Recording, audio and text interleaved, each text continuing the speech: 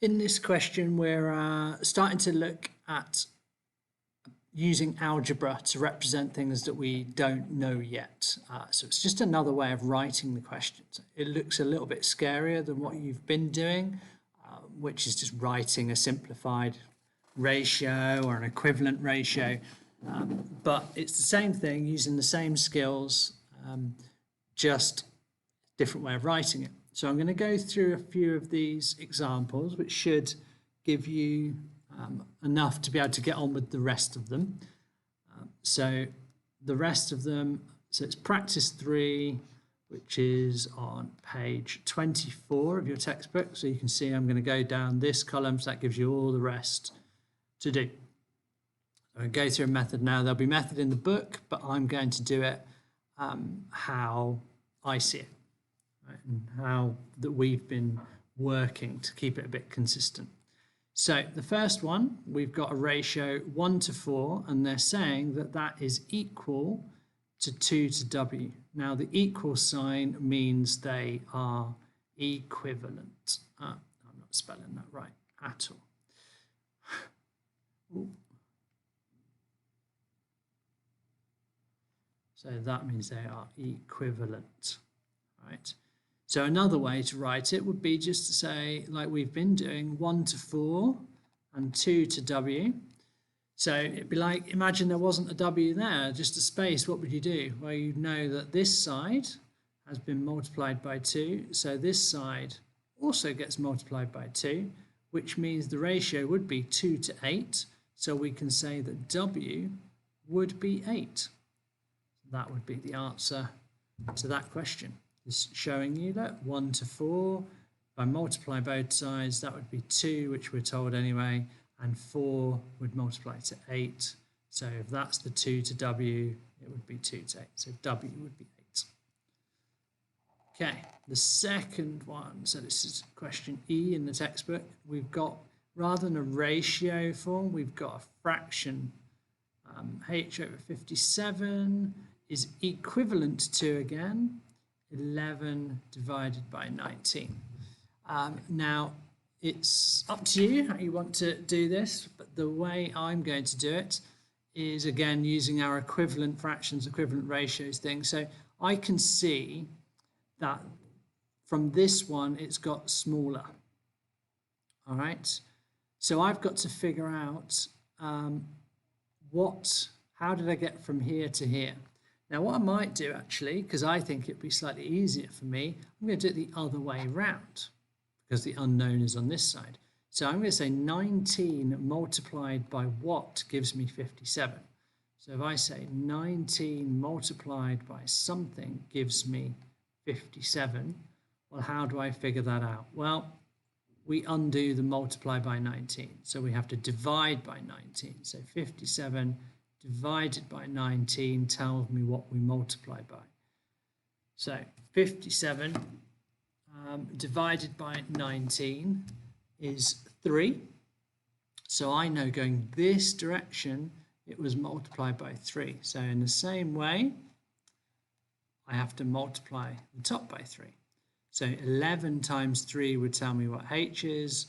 So H would be 11 times 3, which is 33.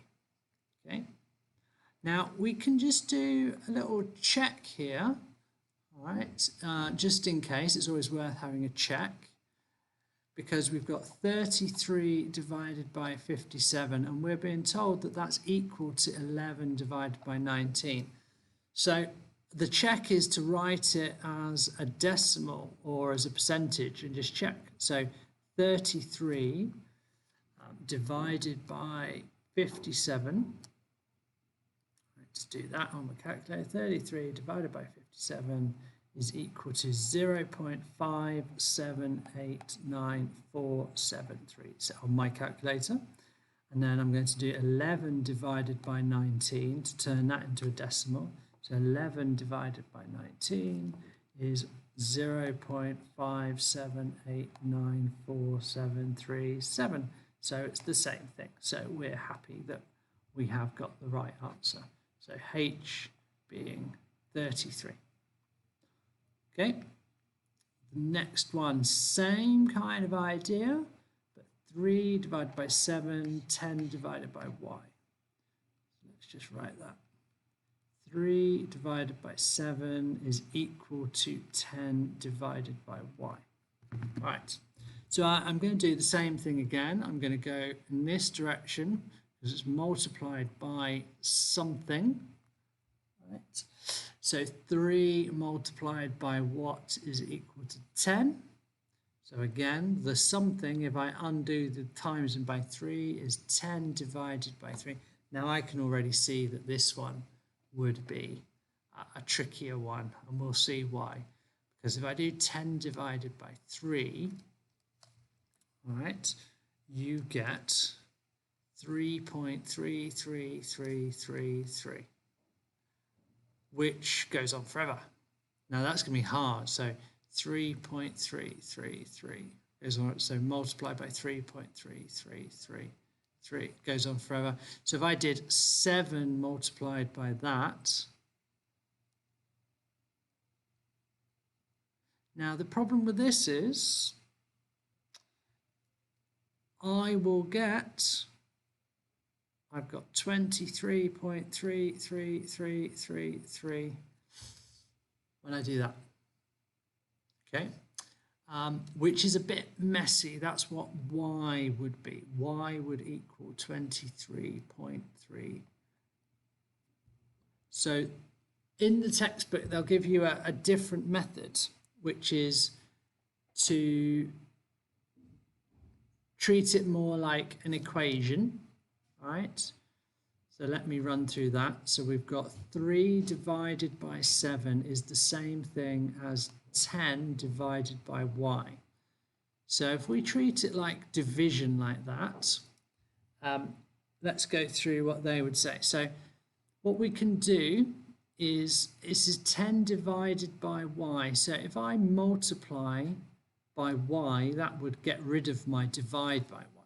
But because it's an equivalent, if you multiply by something on one side, you have to do the same on the other side. So this way we get 3y's divided by 7 is equal to 10 on its own because we've got rid of that.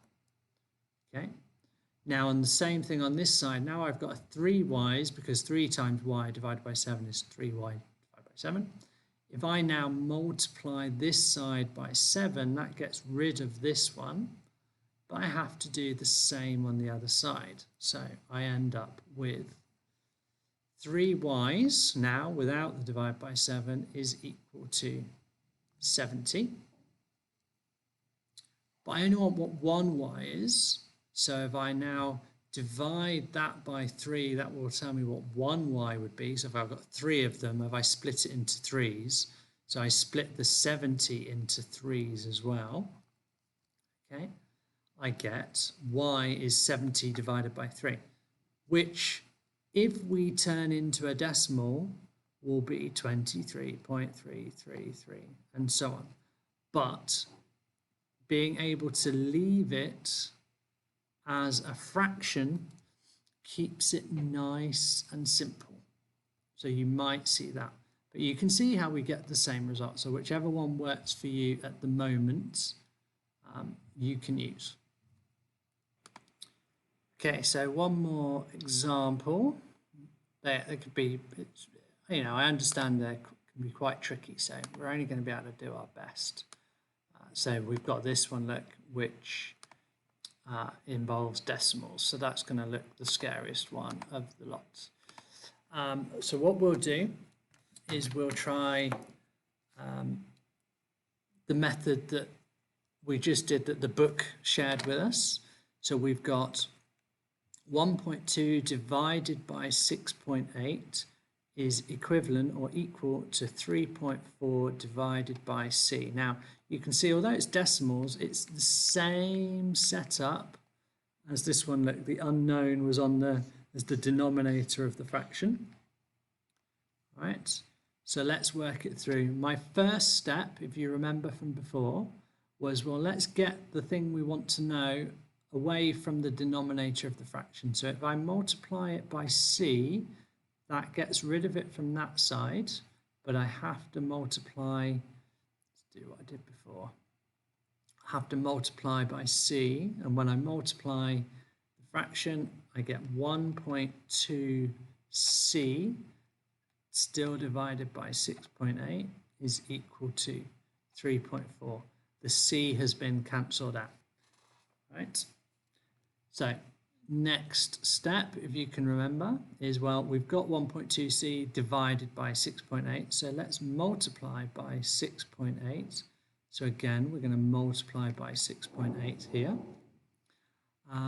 That definitely going to need our calculators, but this one will cancel out that, so we're left with 1.2 times whatever c is equal to, you need your calculator out, 3.4 multiplied by 6.8 is equal to 23.12.